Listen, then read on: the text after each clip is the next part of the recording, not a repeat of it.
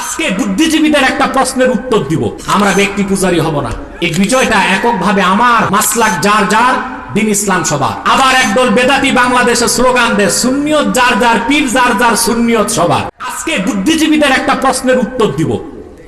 তারা বলে আমরা সাম্প্রদায়িক, বলে না? আপনারা তো দেখছেন না লাইভ শোটা? আমার কাছে বিশেষজ্ঞরা বলেছে বাংলাদেশের ইতিহাসে কোন লাইভ শো এতটা প্রচারিত হয়নি।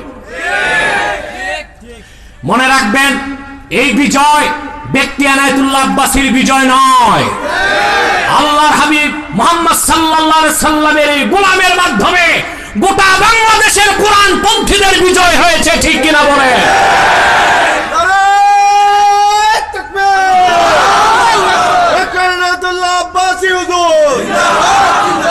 না, আমি খুশি হলাম না। আমার স্লোগান নয়, স্লোগান হবে আল্লাহ তার রসুলের। নারায়ে তাকবীর, নারায়ে তাকবীর, নারায়ে রিসালাত, এটাই আমাদের স্লোগান। আমরা ব্যক্তি পূজারী হব না। আমরা ব্যক্তিকে তৈলমর্দন করতে করতে ধ্বংস করে দেই। ঠিক কিনা? আমার লাইভ শোর পরে ঢাকা বিশ্ববিদ্যালয়, চট্টগ্রাম বিশ্ববিদ্যালয়, রাজশাহী বিশ্ববিদ্যালয়, কুষ্টিয়া বিশ্ববিদ্যালয়ের প্রায় 40 জন প্রফেসর, ডিপার্টমেন্টের চেয়ারম্যানগণ ফোন করেছে আমাকে মুবারক জ্ঞাপন করতে। আমি বিদেশ ছিলাম, তাদের প্রত্যুত্তর দিতে পারি নাই, কিন্তু আমি তাদের জন্য দোয়া করেছি। এই বিজয়টা এককভাবে আমার হয় নাই, এটা হচ্ছে বাংলাদেশবাসীর বিজয়। ঠিক কিনা বলে? মুসলমান, আমি বর্তমান পরিস্থিতিতে একটি স্লোগান দিয়ে যাচ্ছি, মাসলাক যার যার, দিন ইসলাম সবার। মনে থাকবে? আবার বলেন, মাসলাক যার যার, আবার বলেন, মাসলাক যার যার, দিন ইসলাম সবার। শত্রু যদি ঘরে আগুন দিতে আসে, সব ভাইকে এক হতে হবে। কারণ ভাই বোনের কাছে বাবা মার ক্ষেত্রে কোনো প্রশ্ন নাই, জমি জায়গা নিয়ে দ্বন্দ্ব থাকতে পারে। আগে শত্রু থেকে বাড়ি রক্ষা করতে হবে, তারপর পরে দেখা যাবে কোন ভাই কতটুকু ভাগ পায়। ঠিক কিনা? তাহলে আবার একদল বেদাতি বাংলাদেশে স্লোগান দেয় সুন্নিয়ত যার যার, পীর যার যার, সুন্নিয়ত সবার। ঈমান নাই, ইসলাম নাই, সুন্নি হয়ে গেছে। এইরকম ফরমালিন যুক্ত সুন্নির বাংলাদেশে ভাত আর বেশি দিন থাকবে না ইনশাআল্লাহ। সৈয়দ আহমদ বেরেলি আর কারামত আলী জনপুরি রহমতুল্লাহর উত্তরসূরিরাই খাঁটি সুন্নি। সারা বাংলাদেশে সুন্নিয়তের ঝান্ডা তাদের মাধ্যমে উদ্দিন হবে। সারা বাংলাদেশে হুকুমতে কোরআন খেলাফতের ভিত্তিতে সৈয়দ আহমদ বেরেলি ও কারামত আলী জনপুরির উত্তরসূরিদের দ্বারাই বাংলাদেশে প্রতিষ্ঠিত হবেই হবে ইনশাআল্লাহ।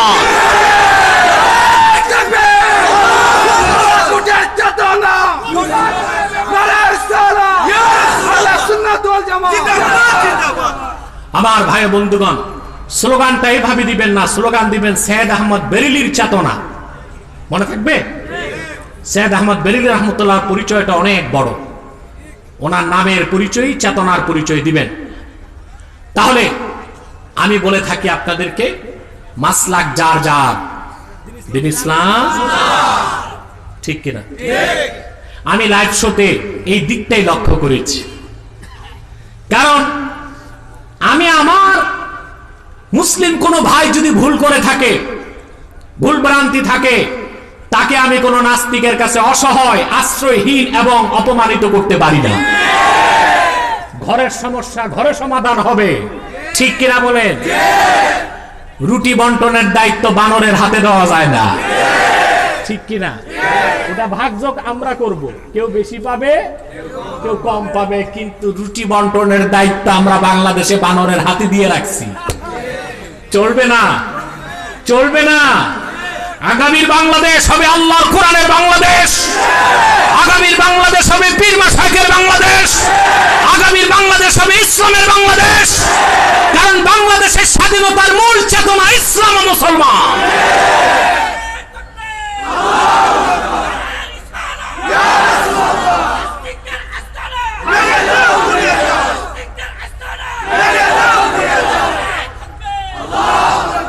আমার প্রিয় ভাই বন্ধুগণ, আমাকে বুদ্ধিজীবী একজন প্রশ্ন করছে আরো আগে, যে আপনারা সাম্প্রদায়িকতা চান? আমার জবাব হচ্ছে একমাত্র মুসলমান অসাম্প্রদায়িক, আর সব ধর্মের লোক সাম্প্রদায়িক। তার কারণ আল্লাহ রাব্বুল আলামিন সকল সম্প্রদায়ের রব, ঠিক কিনা? মুহাম্মদ সাল্লাল্লাহু আলাইহি ওয়াসাল্লাম তিনি একটি সম্প্রদায়ের জন্য আসেন নাই, তিনি এসেছেন সব সম্প্রদায়ের হেদায়েতের জন্য, ঠিক কিনা বলে? আল্লাহ পাক কোরআনে বলেছেন, ইন্নামা আনতা মুনযির ওয়া লিকুল্লি কওমিন হাদ। মুহাম্মদ সাল্লাল্লাহু আলাইহি ওয়াসাল্লাম আপনি নিশ্চয় সতর্ককারী এবং সকল জাতির জন্য হেদায়েতকারী। তার রাসূলুল্লাহ সাল্লাল্লাহু আলাইহি ওয়াসাল্লাম কি কোন একটি সম্প্রদায়ের জন্য এসেছেন, না তামাম জাহানের জন্য? তিন, এ কোরআন শুধু মুসলমানের জন্য না সব জাতির জন্য? জোরে বলেন। আল্লাহ পাক বলেছেন, শাহরু রমাদানাল্লাযী উনজিলা ফীহিল কুরআনু হুদাল লিন্নাস। এ কোরআন পৃথিবীর সকল যুগের, দেশের, বর্ণের, বংশের মানুষের জন্য হেদায়েতের জন্য। তাহলে কোরআন কি সাম্প্রদায়িক না অসাম্প্রদায়িক? জোরে বলেন। চার, আমরা উম্মতে মুসলিমা, আমাদের ব্যাপারে আল্লাহ কি বলেছেন? কুনতুম খায়রা উম্মাতিন উখরিজাত লিন-নাসি তা'মুরুনা বিল মা'রুফি ওয়া তানহাউনা আনিল মুনকার। তোমরাই সর্বোত্তম জাতি, উম্মতে মুহাম্মাদি, তোমাদেরকে বের করা হয়েছে সমগ্র মানব জাতির কল্যাণে। বলেন সুবহানাল্লাহ। তাহলে আমরা কি শুধু আমাদের জন্য না সব সম্প্রদায়ের জন্য? তাহলে আমরা মুসলমান কি সাম্প্রদায়িক না অসাম্প্রদায়িক? জন্য বলতে হবে আমরা সব সম্প্রদায়ের জন্য। যে সম্প্রদায় শুধু তার জন্য সেটা সাম্প্রদায়িক, ঠিক কিনা? আমাকে আরেক বুদ্ধিজীবী প্রশ্ন করছে, আমি আপনাদের উত্তরগুলো শিখাই দেই, কারণ আমাদের প্রোগ্রামগুলোতে শিক্ষিত লোকের সংখ্যা একটু বেশি থাকে। তো শিক্ষিত মানুষ হচ্ছে শুকনা কাঠের মতো, আগুন দিলেই ধরে যায়, আর যেটা ভিজা লাকড়ি, মান্দার গাছের কাঠ, এইটারে আগুন ধরানো খুব কঠিন কাজ, ঠিক কিনা? আমাকে আরেক বুদ্ধিজীবী প্রশ্ন করছে, ঠিক আছে আপনারা বাংলাদেশে কোরআনপন্থীরা যদি ইসলাম দিয়ে দেশ চালান, তো ভারতের হিন্দুরা যদি হিন্দু ধর্ম দিয়ে দেশ চালাতে চায়, বুঝলেন? এটার জবাব লাগবে? আলহামদুলিল্লাহ, আমার জবাবের কাছে তারা তুরুপের তাসের মতো উড়ে গেছে, আলহামদুলিল্লাহ। এটার জবাব লাগবে? প্রিয় ভাই বন্ধুগণ, জবাব দেখেন, ওরা স্বপ্ন কল্পনা করেন এই জবাবটা আমি দিব। তর্কের খাতিরে মেনে নিলাম, হিন্দুদেরকে দায়িত্ব দিলাম, তোমরা তোমাদের হিন্দু ধর্ম দিয়া দেশ চালাও। তো ধর্ম দিয়া দেশ চালাবার উদ্দেশ্য ধর্মগ্রন্থের মূল নীতি বাস্তবায়ন করতে হবে রাষ্ট্রীয়ভাবে, নাকি? প্রথম কথা, ইসলাম ছাড়া অন্য কোন ধর্মে রাজনৈতিক কোনো ব্যাখ্যাই নাই। একমাত্র রাজনৈতিক সমাধান দিয়েছে কোরআন, আর কোন ধর্মে রাজনৈতিক সমাধান নাই। সব ধর্ম হচ্ছে প্রথা, ইসলাম হচ্ছে জীবন বিধান। দুই, হিন্দুকে যদি বলি ঠিক আছে তোমার ধর্ম দিয়া দেশ চালাও, কি চালাও? তার মানে হলো তার ধর্মগ্রন্থের মূল সংবিধানকে রাষ্ট্রীয়ভাবে কায়েম করতে হবে। তাদের মূল যে ধর্মগ্রন্থ বেদ, বেদের একটা অংশ হচ্ছে ঋগ্বেদ। এটা বানারস উর্দু ছাপের মধ্যে লেখা আছে যে ভগবান কি কোই আক্স नहीं है, যিনি ঈশ্বর ওনার কোনো আক্স নাই, মূর্তি নাই, ভাস্কর্য নাই, প্রতিমা নাই। তাহলে হিন্দু ধর্ম দিয়া দেশ চালাতে গেলে প্রথমেই তাদেরকে পূজা মণ্ডপ আর মূর্তিগুলো ভাঙতে হবে।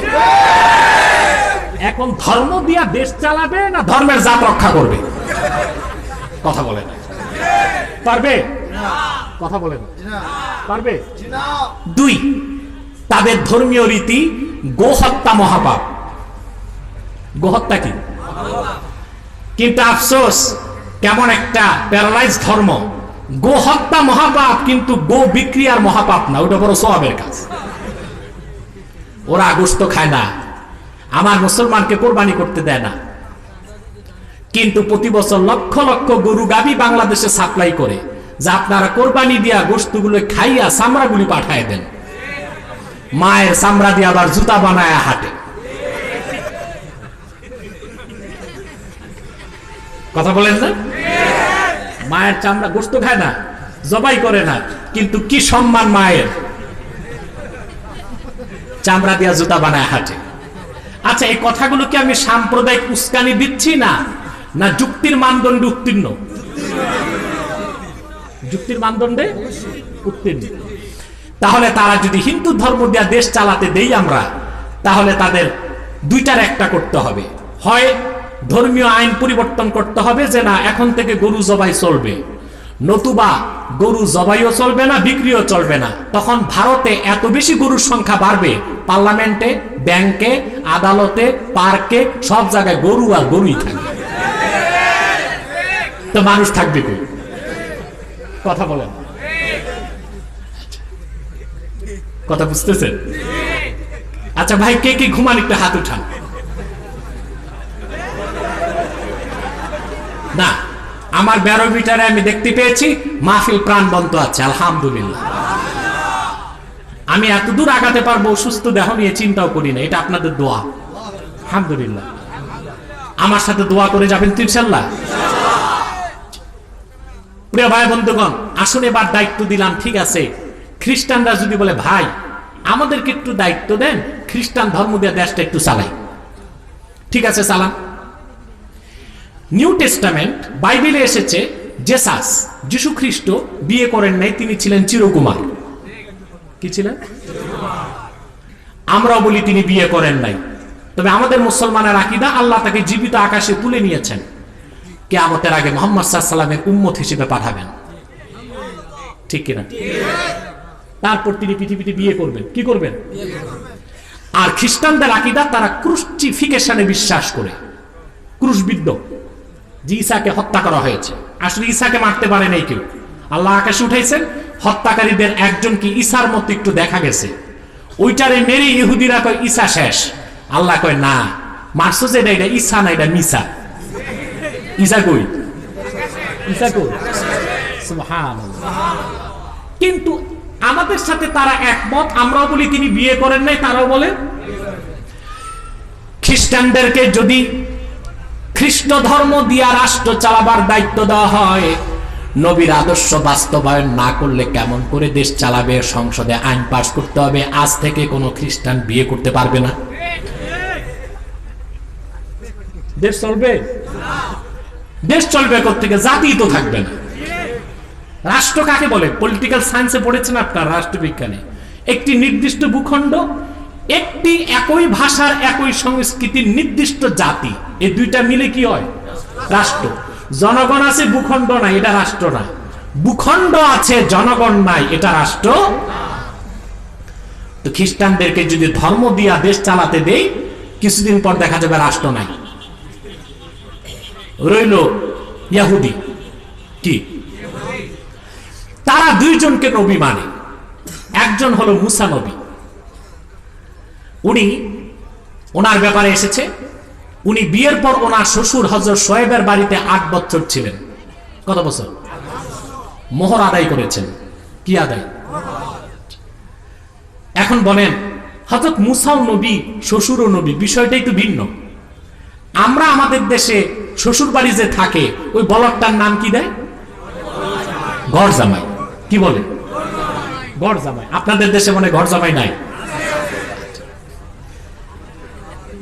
যাক, আঙ্গুল দিয়া দেখাবার দরকার নাই কে ঘর জামাই। কারণ আমাদের দেশে গোয়ালঘরের বলদ আর ঘর জামাই খুব একটা পার্থক্য করে না। যুবকরা, আমার উপদেশ তোমাদের কাছে, ভিক্ষা করে ভাত খাইবা, শ্বশুর বাড়ি ঘর জামাই হইও না। কারণ শ্বশুর বাড়ি রসের হাড়ি 3 দিন পরে। বুঝলাম তোমাদের আরেকটা খারাপ অভ্যাস, ঘর জামাইয়ের জুতা দিয়া মারো না, এটা করা যাবে না।